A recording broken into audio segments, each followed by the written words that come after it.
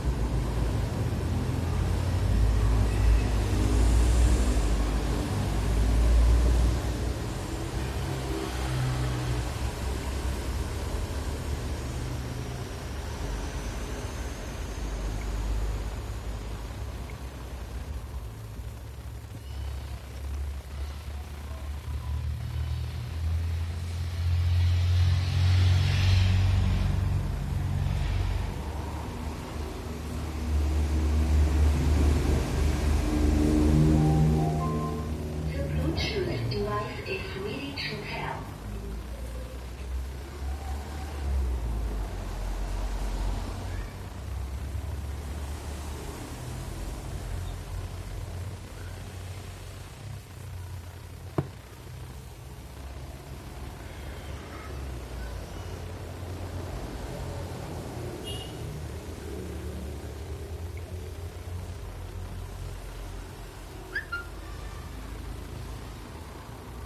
The Bluetooth device is connected successfully.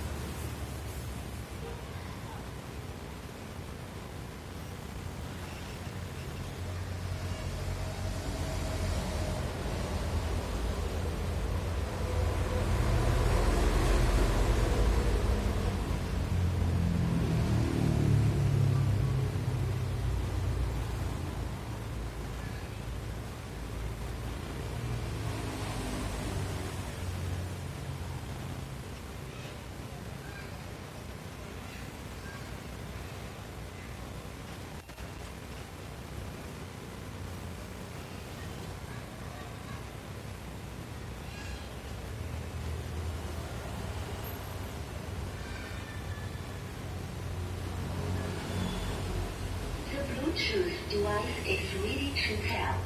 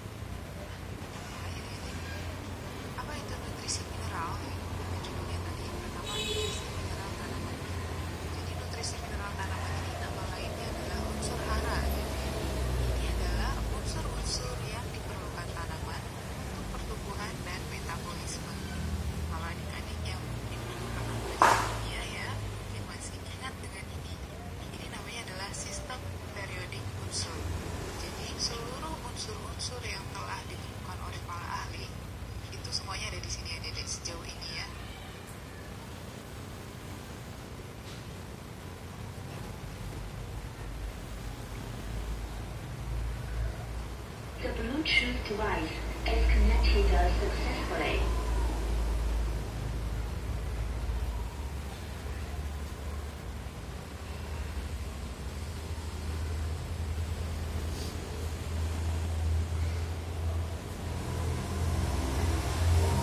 Jadi yang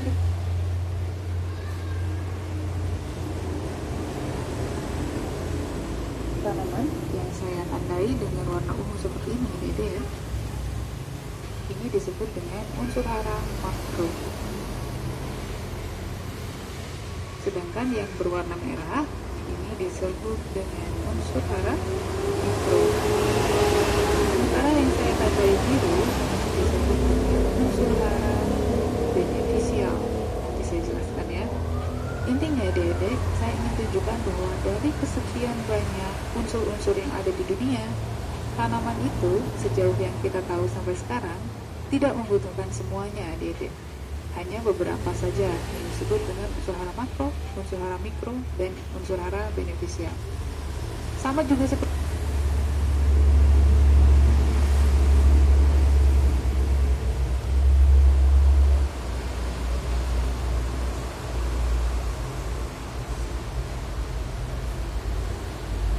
tanaman ya Dede, manusia juga begitu. Jadi sejauh yang kita tahu sampai sekarang bahwa manusia itu tidak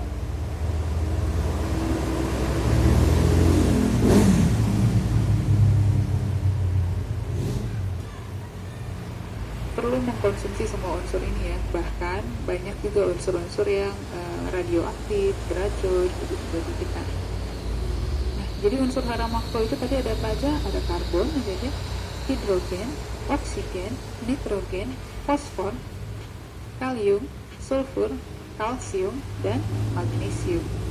Itu disebut dengan unsur hara makro. Sementara unsur hara mikro, Dede, ada besi, Fe, ada mangan, zinc, boron, tembaga, molybdenum, dan klor. Nah, ini disebut dengan unsur hara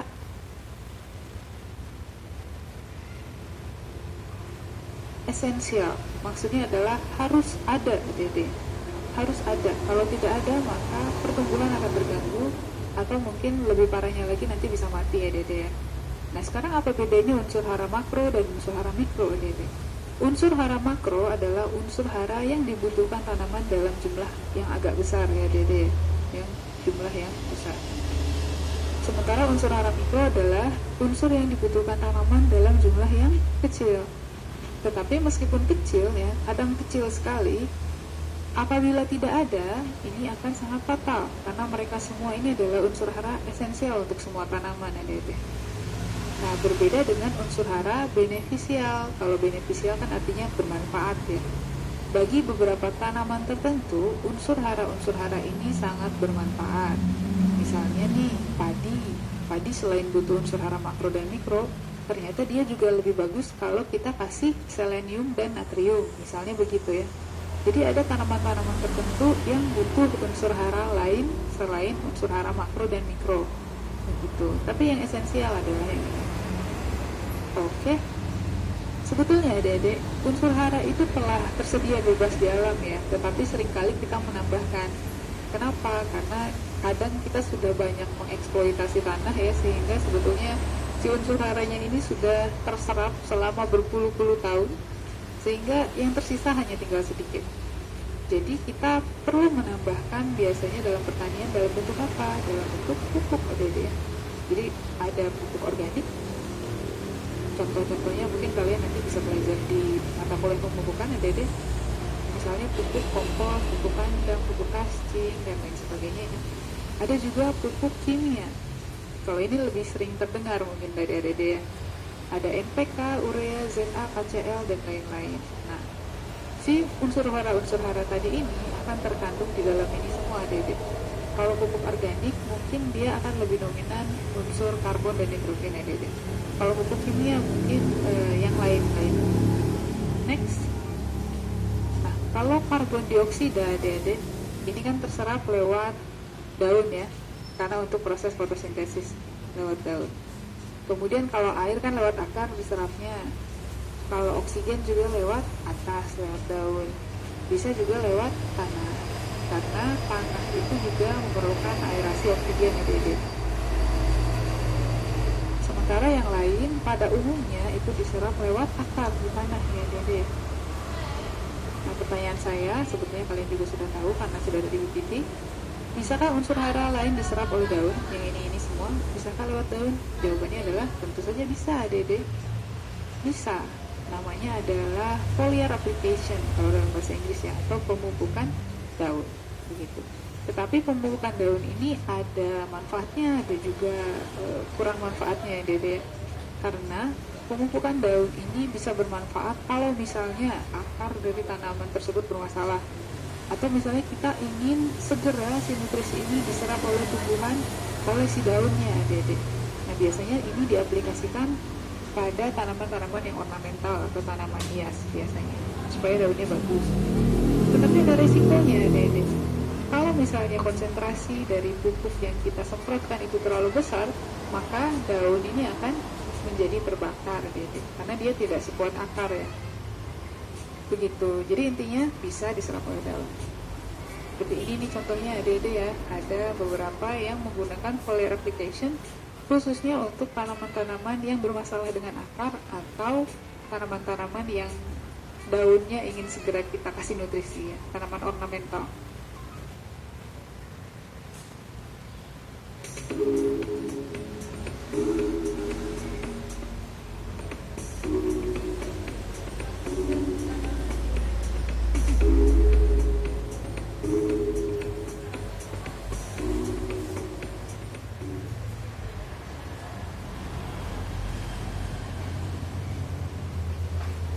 Next, peran unsur hara makro bagi tumbuhan. Kita golongkan saja ya Dede ya. Ada golongannya CHO, ada golongannya NPK, ada golongannya Mg, S, dan kalsium, biar agak lebih gampang mengingat ya. Pertama untuk CHO Dede ya. Kalau karbon dioksida dan H2O ini kan memang dia bahan baku fotosintesis ya. Nah, oksigen sendiri juga adalah bahan baku proses respirasi ya Dede. Nanti akan diajarkan bagaimana ceritanya di fotosintesis itu glukosa dibentuk, kemudian nanti dirombak kembali pada proses respirasi untuk menjadi energi ya Dede. Pada umumnya Dede, karbon, hidrogen, dan oksigen adalah pembangun organik dari tumbuhan. Sebenarnya nggak cuma tumbuhan ya, kita aja manusia pembangun organiknya adalah karbon sebetulnya.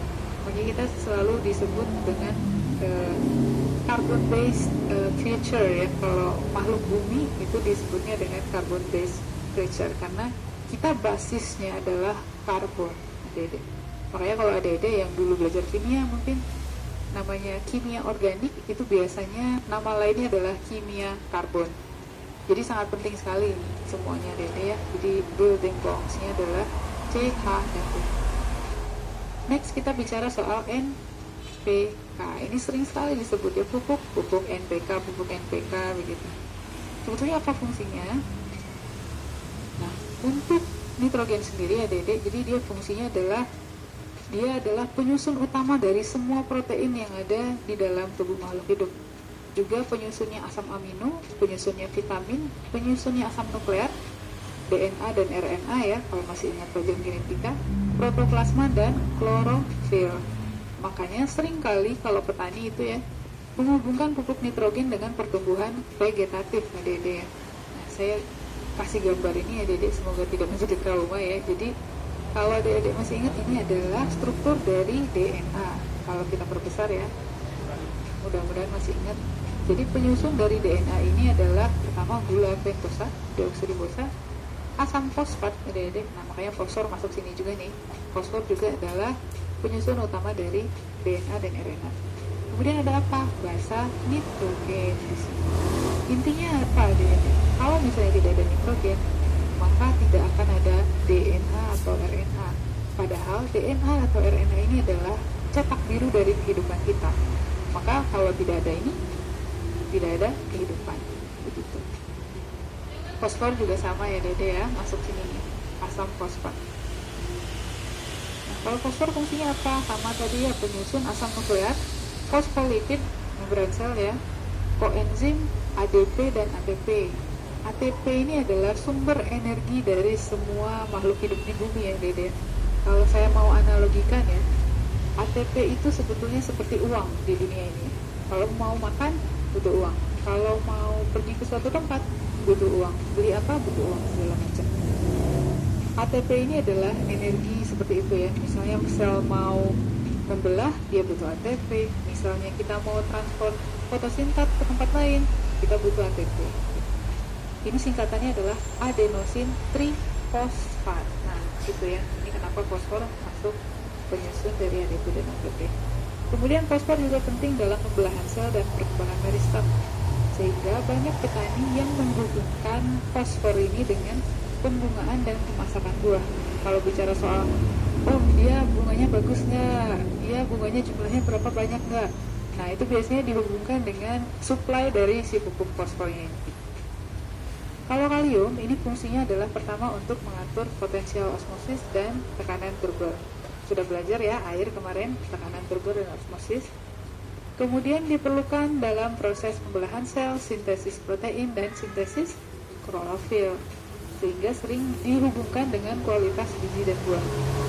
Ini ya Dede ya. Jadi yang sering diajarkan di SMA atau di SMK bahwa nitrogen itu untuk pertumbuhan vegetatif, fosfor itu untuk pembungaan dan pemasakan buah. Tapi kalau bicara soal kualitas, rasanya, kualitas bijinya itu adalah kalium, Dede. Seperti itu ya.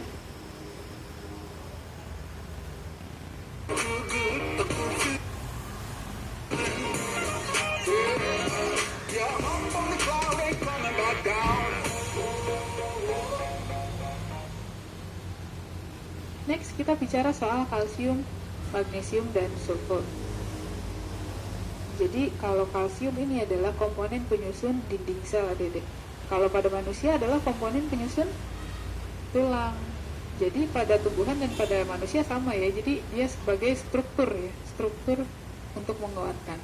Kemudian dia juga berperan dalam regulasi respon hormon dan morfogenesis, perkembangan ujung dan rambut, akar juga. Kalau magnesium fungsinya adalah komponen dalam molekul klorofil ya. Jadi di dalam klorofil itu ada magnesiumnya. Kalau misalnya kita tidak punya magnesium, maka tidak ada klorofil. Tidak ada klorofil, maka tidak ada fotosintesis. Ya begitu ya. Sangat penting. Kemudian dibutuhkan dalam aktivitas beberapa enzim dan sintesis ATP tadi ya. Kemudian sulfur berperan dalam sintesis lipid. Juga adalah komponen penyusun beberapa protein asam amino seperti sistein, sistin, dan methionine, sehingga mereka ini penting sekali, intinya begitu. Next kita akan menuju ke peran unsur hara mikro bagi tumbuhan. Ya, besi, seng, mangan, tembaga, boron, molibdenum, dan klorin. Kalau besi ini dibutuhkan dalam pembentukan klorofil. Kemudian dia juga adalah pembawa elektron dalam proses fotosintesis. Nanti kita pelajari minggu depan ya tentang fotosintesis. Kemudian zinc ya atau seng itu komponen dari 300 lebih enzim yang memiliki berbagai fungsi. Adik-adik sudah pernah belajar enzim ya. Enzim ini punya kofaktor. Nah, seng ini adalah salah satu kofaktornya. Kemudian mangan berperan dalam sintesis protein, klorofil, karbohidrat. Dan juga dia adalah aktivator dari sejumlah enzim juga sama. Untuk tembaga adalah komponen dari beberapa enzim oksidatif. Boron dibutuhkan untuk integritas membran sel. Jadi ya, kalau kalsium tadi dinding sel, kalau boron ini adalah membran sel. Kemudian dibutuhkan juga dalam pembelahan sel, biosintesis lignin, aktivasi fitokrom, respon terhadap gravitasi, transportasi karbohidrat dalam tanaman, dan perkecambahan serbuk sari. Adik-adik kalau belajar morfologi anatomi mungkin nanti tahu bahwa ketika serbuk sari sampai kepada kepala tutik itu akan terjadi perkecambahan. Boron ini adalah salah satu nutrisi yang berperan dalam itu. Kemudian molibdenum adalah komponen beberapa enzim sama juga, kemudian berperan dalam metabolisme mikrobial. Terakhir klorin adik-adik berperan sebagai pemecahan air dalam fotosintesis. Nanti detailnya seperti apa akan saya ceritakan minggu depan. Kemudian dia juga mengatur potensial osmosis. khususnya pada stomata ya. Jadi pembuka dan penutupnya stomata itu tugasnya klorin. Jadi klorin dan kalium itu sama-sama mengatur potensial osmosis dan turgor adik. Bedanya kalau klorin ini anion atau dia muatannya negatif ya, Cl-. Kalau K ini kation plus, jadi K plus. Jadi mereka positif dan negatif ya. Jadi dia sama-sama untuk mengatur potensial osmosis. Kemudian kita akan bicara soal defisiensi unsur hara pada tumbuhan. Apa itu defisiensi? Defisiensi ini artinya adalah kekurangan unsur hara pada tumbuhan. Nah, bisa lihat ini adalah daun yang ceritanya ya. Jadi masing-masing daun ini punya gejala unsur hara yang berbeda-beda. Yang bawah ini dia kurang nitrogen, adik-adik. Kelihatan ya, klorofilnya kurang. Daunnya kuning, batangnya pendek. Kemudian kalau misalnya kalian lihat daun, kalau memang tidak varietasnya ungu ya, ini berarti dia kurang fosfor adik-adik. Kemudian dia perkembangannya juga lambat. Kalau yang ini kurang kalium adik-adik. Tepinya daun itu terbakar, keriting juga. Magnesium, ada garis kuning antara tulang daun. Kemudian zinc, daun menguning bercak coklat. Molybdenum, daun keriting bercak coklat atau bercak kuning.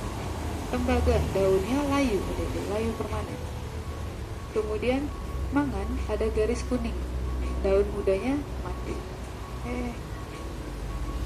Sulfur adik-adik, daunnya hijau pucat atau warnanya kuning. Besi, terjadi klorosis. Kemudian kalsium, itu daunnya sedikit, pucuknya mati. Kemudian yang terakhir boron, pucuknya pendek-pendek, daunnya roset ya. Roset itu maksudnya dia karena di internetnya itu pendek, jadi dia menjadi roset gitu, seperti bunga ros. Nah begitu adik-adik, ini kira-kira adalah gejala-gejala dari kekurangan unsur hara ya. Mungkin adik-adik bisa lihat-lihat lagi pada tanaman-tanaman yang lain. Ini hanya sebagai referensi gitu ya. Nah adik-adik, biasanya yang sangat sekali terlihat ya, itu biasanya pada jagung. Makanya kami biasanya kalau kalian sedang praktikum unsur hara itu biasanya jagung ya, karena terlihat sekali. Nah kalau adik-adik bisa lihat, ini adalah kurang B ya, kurang fosfor, dia warnanya ungu adik-adik. Kalau ini kurang apa kira-kira? Tepi-tepinya. Ini kurang K adik-adik, tepinya kuning. Sementara kalau nitrogen itu mulai dari tengah menguningnya ya. Kalau ada garis-garis seperti ini, itu kurang magnesium. Nah kira-kira seperti itu adik-adik. Tetapi kalian harus bisa bedakan mana simptom atau mana gejala-gejala yang kurang unsur hara, mana juga yang karena kekeringan, mana juga yang karena penyakit, atau yang keracunan bahan kimia. Kita harus bisa bedakan ya. Tetapi memang itu butuh jam terbang, jadi adik-adik harus sering bercengkrama dengan tanaman baru bisa kenal. Sementara yang ini adalah tanaman yang sehat. Next kita menuju ke asimilasi nitrogen adik-adik. Apa itu asimilasi? Jadi asimilasi adalah proses penggabungan atau perubahan bentuk unsur hara. Agar apa? Agar dapat diserap oleh sel tanaman. Adik-adik ya. Jadi salah satunya adalah pada nitrogen. Jadi nitrogen itu sebetulnya gas yang sangat kaya di bumi adik-adik ya. Paling banyak gas di bumi ini adalah nitrogen. Dia mencapai 78% dari keseluruhan gas yang ada di bumi. Lalu pertanyaannya, kenapa tumbuhan tidak bisa menyerap nitrogen dalam bentuk gas ya? Padahal sudah banyak itu di udara, tinggal diserap-serap aja, ngapain pakai pupuk NPK segala begitu ya. Jadi jawabannya adalah adik-adik, karena nitrogen dalam bentuk N2 ya, dia ini sangat tidak reaktif adik-adik. Jadi tidak bisa diapa-apakan begitu. Jadi tidak bisa digunakan untuk tumbuhan. Sebelum bisa digunakan adik-adik, maka dia itu harus dirubah dulu bentuknya supaya tanaman itu bisa menggunakan. Ya, jadi pertama ini namanya dinitrogen adik-adik, karena ada dua ya, dinitrogen. Kemudian dirubah menjadi amonium, dirubah menjadi nitrit, dan dirubah menjadi nitrat. Yang mana yang bisa digunakan oleh tanaman adik-adik? Jawabannya ada dua, amonium dan nitrat. Nah, tanaman bisa menggunakan dua tipe ini adik-adik. Jadi bagaimana perubahan bentuk ini bisa terjadi? Ini bisa terjadi karena proses namanya adalah proses fiksasi nitrogen. Ya, perubahan ya, sama dengan asimilasi tadi. Perubahan nitrogen. Jadi bagaimana cara mengubahnya? Ada 3 cara. Yang pertama adalah secara biologi, secara alami ya. Ada secara alami juga tapi non biologi. Ada yang buatan secara industri. Yang sering kita tahu pupuk dan lain sebagainya itu adalah hasil fiksasi industri. Pertama, mengenai fiksasi nitrogen secara biologi. Siapa yang mengubah? Ternyata yang mengubah adalah bakteri. Jadi bakteri-bakteri yang hidup di dalam tanah maupun yang bersimbiosis di dalam akar sini ya Dede. Ini namanya adalah bakteri diazotrof. Jadi bakteri diazotrof ini adalah bakteri yang merombak nitrogen dari udara menjadi nitrogen yang bisa diserap oleh tanaman, gitu ya, bakteri diazotrof. Jadi sebagian besar bakteri diazotrof ini biasanya bersimbiosis pada akar tanaman legum ya, atau kacang-kacangan seperti kacang kedelai, kacang hijau dan lain-lain. Biasanya dia hidupnya di dalam akar, sebagian besarnya ya, tapi ada juga yang hidupnya bebas di tanah. Contohnya adalah Rhizobia, Azotobacter, Frankia, dan Cyanobacteria. Jadi banyak bakteria-bakteria yang sebetulnya bermanfaat ya untuk lingkungan kita. Jadi mereka tinggalnya di dalam nodul ini ada ya. Nodul ini adalah bulatan-bulatan ini yang ada di dalam akarnya legumines. Jadi mereka tinggal di sini. Si bakterinya dapat gula dari si tanamannya dapat nitrogen dari si bakteri. Begitu. Nah, kalau yang non biologi tapi alami berarti tidak melibatkan sesuatu yang hidup ya Dede ya. Itu lewat petir. Jadi ini sebetulnya katanya yang pertama kali terjadi di dunia ini ya Dede. Kenapa nitrogen bebas di udara itu kemudian bisa sampai ke tanah? Itu karena petir. Jadi petir ini katanya dapat mengubah di nitrogen menjadi nitrogen oxide. Jadi ketika nitrogen oxide ini bereaksi dengan air ya, air hujan atau air apa, itu dapat berubah menjadi nitrat. Nah, dari situlah kemudian nitrat itu terakumulasi di dalam tanah. Begitu. Dulu-dulunya begitu katanya ya. Sementara kalau fiksasi industri ya lewat industri ya, kita pakai buatan begitu. Dan pertama kali ini dilakukan tahun 1909. Jadi sebelum itu Dede, petani-petani itu pakai manure ya, pakai pupuk kandang biasanya untuk pertanian mereka. Tetapi ketika ini pertama kali dikomersilkan,